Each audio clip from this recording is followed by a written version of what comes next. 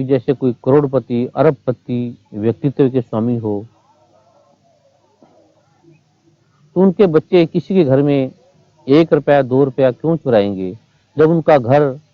इतने साधनों से संपन्न था। ये वास्तव में ही अर्थपूर्ण बात है। पर इसको जानने के लिए, भगवान की लीलाओं को जानने के लिए अनंत अनंत शास्त्रों का, पुराणों का, भगवान की लीलाओं का, भगवान की वाणियों का, गीता का अध्ययन करेंगे, भागवत पुराण का अध्ययन करेंगे, तो इसके सार को सहज में ही समझा जा सकता है।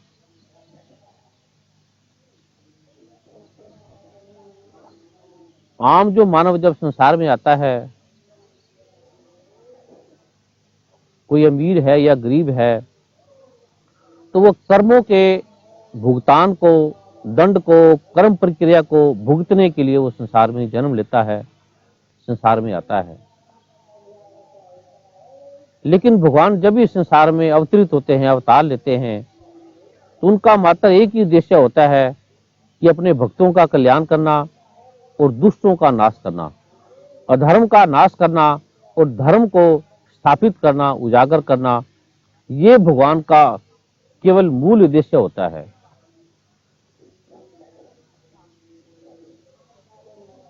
सतगुरु जब भी संसार में आता है,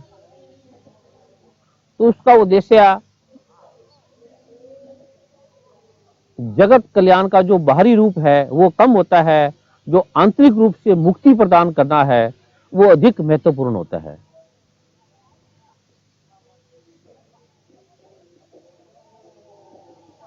भगवान श्री कृष्ण के समय में जितने भी वृंदावन में या जहां जहां भी भगवान ने विचरण किया, भगवान ने निवास किया, वहां जो जो भी बाल थे, ग्वाल थे, गोपियां थी, वो सभी अपने पिछले जन्मों में बहुत बड़े बड़े ऋषि, बड़े बड़े तपी तपीश्वर थे। वो असाधारण व्यक्तित्व के स्वामी थे। उन्होंने इतनी इतनी साधना की थी, अनंत अनंत जन्मों तक, कि उन्होंने भगवान से प्रार्थना की थी कि प्रभु हमें आप मुक्ति प्रदान करो, हमारे दुखों का अंत करो, हमारे कष्टों का अंत करो, हमारा ये जो शरीर है, ये जो बार बार जन्मना है, मरना है, हमें इससे मुक्ति प्रदान करो, हमें अपने चरणों की भक्ति दो। ये बार बार जो ऋषि मुनि थे, जब उन्होंने तपस्या साधना की, तो भगवान ने उनके उद्धार के लिए, जिसके बारे में भगवान श्री कृष्ण ने गीता में लिखा भी है,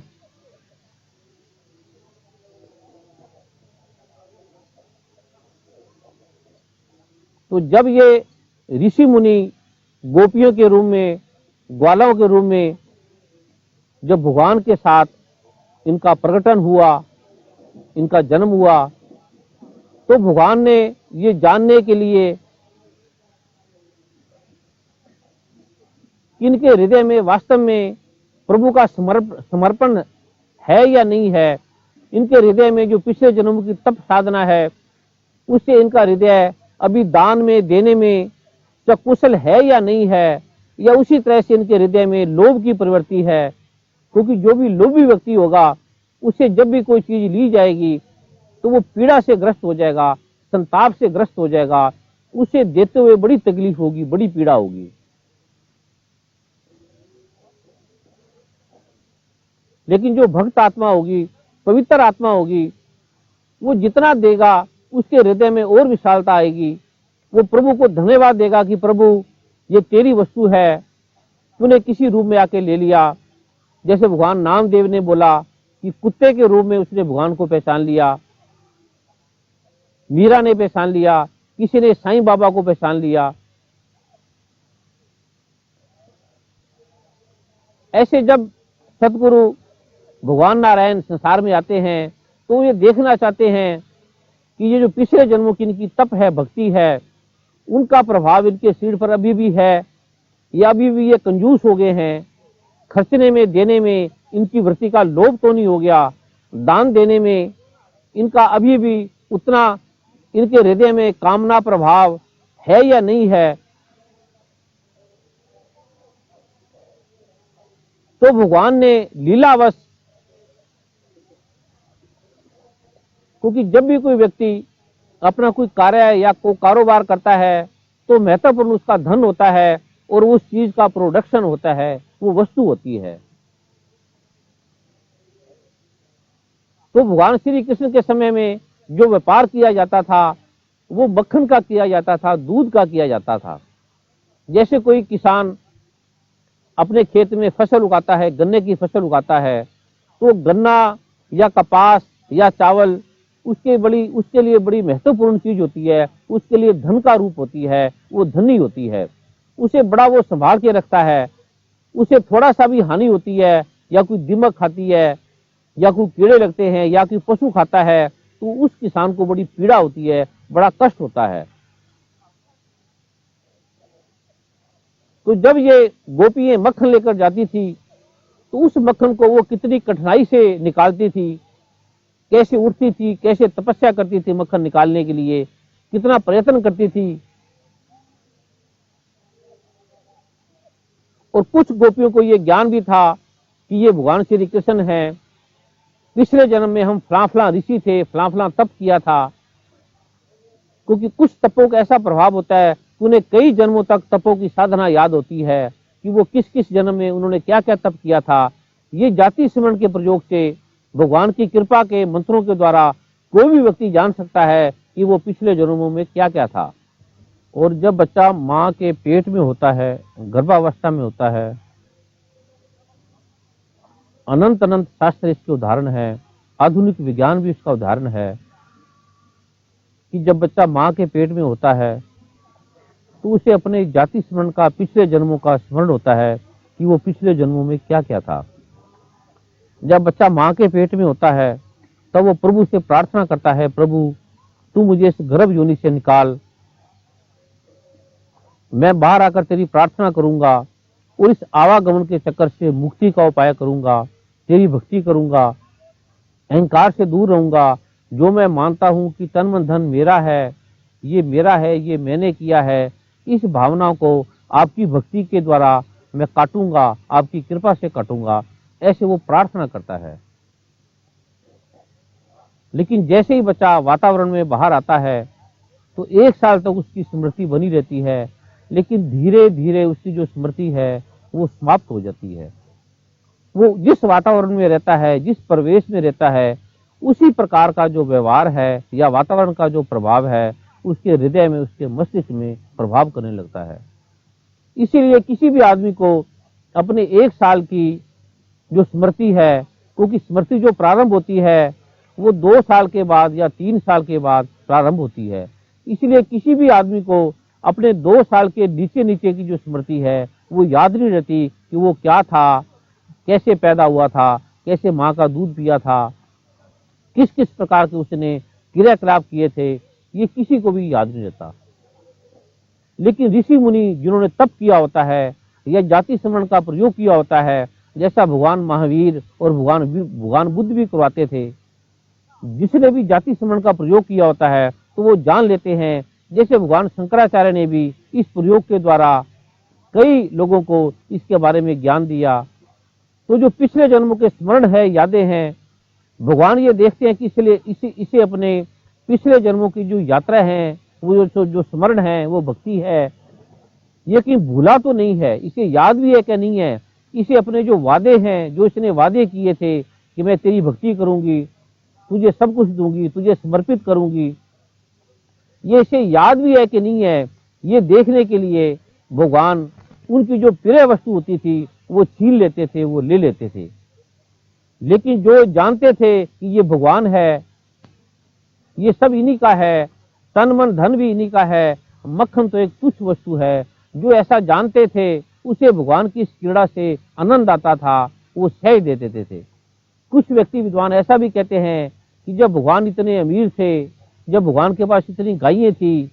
तो वो मक्खन चुराते ही नहीं थे, ऐसा हो भी नहीं सकता, भगवान ने मक्खन चुराया ही नहीं है, उन्हें चुराने की आवश्यकता क्या थी। तो कुछ जो विद्वान हैं वो इस बात को मानते ही नहीं है कि भगवान श्री कृष्ण ने मक्खन चुराया था। वो मक्खन के बहाने उन्होंने कुछ और अपनी क्रीड़ा की थी, अपनी और लीला की थी।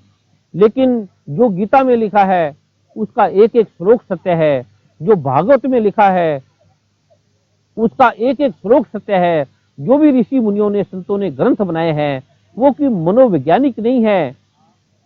वो वास्तव में जैसा भगवान ने लीला की थी, जैसा जैसा भगवान ने किया वो वैसा वैसा यथार्थ है। उसमें एक श्लोक भी कम नहीं है, ज्यादा नहीं है, अतिशोक्ति नहीं है। ये भगवान की कृपा का अनुपम प्रसाद है ग्रंथ। तो भगवान ने देखा, भगवान ने जाना कि किसी अपना स्मरण है। जैसे कोई आदमी कहे कि सारा मकान करोड़ों रुपया आपका ही है, मैंने आपको दिया, और अगर वो व्यक्ति कहीं 100 रुपये निकाले या 10 रुपये निकाल ले तो उस मालिक को पीड़ा नहीं होती, क्योंकि जब उसने सब कुछ उसको दे दिया तो 100-200 रुपए के लिए उसको पीड़ा नहीं होगी। लेकिन जो व्यक्ति 100-200 रुपए देने से ही इनकार करे, पीड़ा करे, ये उसे तकलीफ हो, इसका मतलब है ये खाली शब्दों से बोल रहा है कि ये सब आपका है। जैसे लोग गीता में भी या आरती भी पढ़ते हैं कि प्रभु तन मन धन है तेरा, स्वामी सब कुछ है तेरा, तेरा तुझको अर्पण क्या लागे मेरा। लेकिन जब वो प्रभु का कोई कार्य होता है, मंदिर होता है, या कोई ऐसा जैसा माँ जमुना का अगर कोई पुल भी किसी ने बनाना हो, अगर जो भगवान श्री कृष्ण के अनन्य भगत हैं उनको भी कोई दान के लिए बोले कि भगवान श्री कृष्ण की जो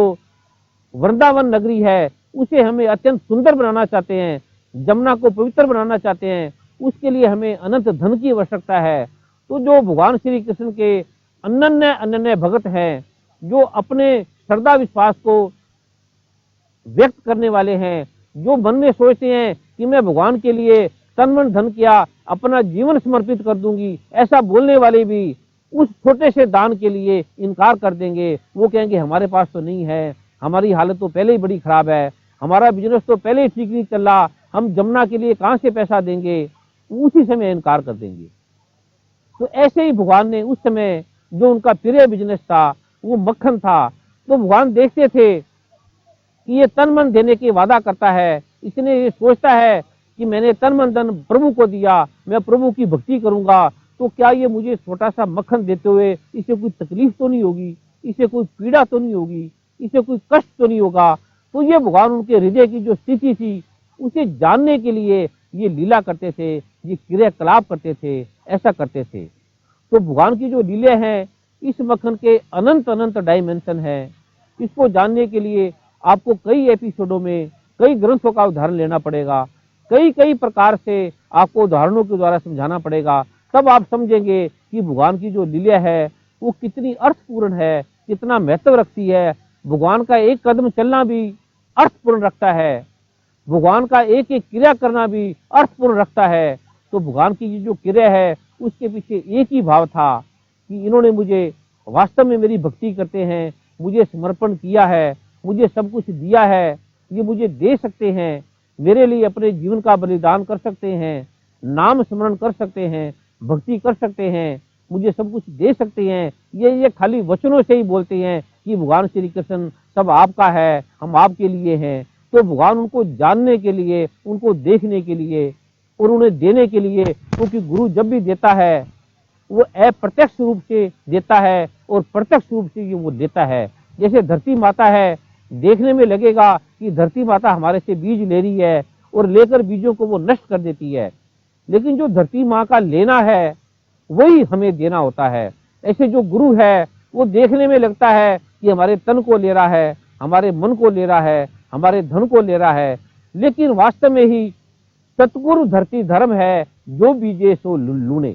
और जो भी सतगुरु के चरणों में, गुरु के चरणों में अपना जो अर्पण करता है उसी को अनंत अनंत गुना वही लौट के मिलता है। ऐसे भगवान की भक्ति का जो प्रभाव है वो अनंत अनंत रहस्य रखता है। तो भगवान ने ऐसी लीला करके इस मानव को, उन ऋषियों को मुक्ति देने के लिए ऐसी लीला रची। उसका ऐसा ही और अनंत अनंत कारणों का प्रभाव भी और भी नाना नाना प्रकार से है, लेकिन जो मूल रूप से है कि भगवान अपने भक्तों को मुक्त करना चाहते थे और दुष्टों का नाश करना चाहते थे। ऐसी इस लीला का प्रावधान है, ऐसी इस लीला में रहस्य छुपा हुआ है। परम पूज्य आचार्य जी, आपकी असीम कृपा है। जिस तरह से आपने मेरे इस लौकिक प्रश्न को बहुत ही अलौकिक रूप से आपने जो उत्तर दिया है, जो इसे आध्यात्मिक ऊंचाई आपने प्रदान की है, जिस तरह से ये आपने उल्लेख किया है कि ये गोपियां कोई साधारण नहीं थी, बल्कि लाखों करोड़ों वर्ष जो हैं